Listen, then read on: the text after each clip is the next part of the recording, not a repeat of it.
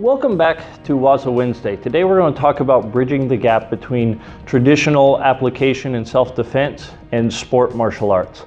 A lot of people tend to think they can only do one or the other, that they're going to do sport, point fighting, karate, or boxing or MMA, and then other people think, oh, we're traditionalists, we're going to stick strictly to running kata, doing bunkai, and training self-defense. And really, there are advantages to both. The sport karate guys tend to do a lot of pad work, they tend to develop a lot of good speed and power, and do a lot of reactionary training. Where the traditional guys excel is that self-defense, that practical, real life, I'm going to defend myself situation. Today we're going to put it together, working joint locks and throws for self-defense, and punching and kicking strikes for your sport karate application, which helps to build a well-rounded martial artist that can hit hard, hit fast, and react, but also knows how to finish a fight.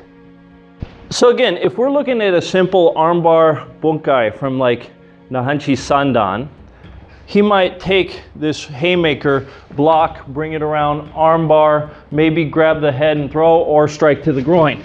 Either way.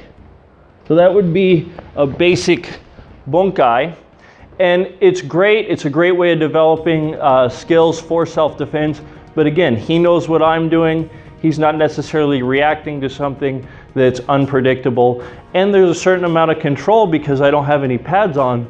So normally when you're training this, you're not going to full on haul off and hit your partner in the face as hard as you can. Now taking a look at how people train for sport, right? He might be in his fighting stance, we might be moving together, and when he sees the pads, he's going to work in that combination.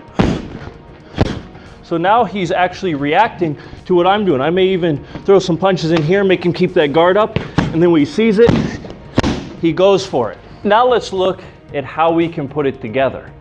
And you can put it together in one fluid combination, or it could be completely reactionary. I'll show you both ways.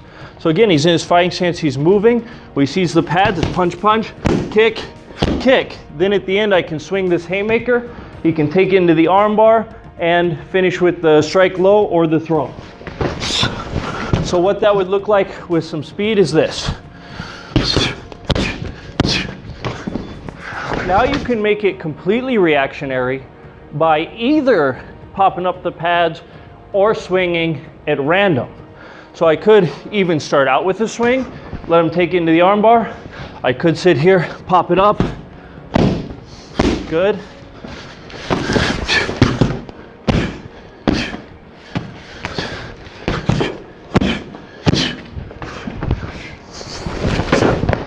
So by using the pads, we can now mix it up more to where he can strike, he can work in more power on his hits, so he's training to actually hit hard, and we can go a little faster even with my swings because there's some padding, so if I do hit him, it's not going to be as bad.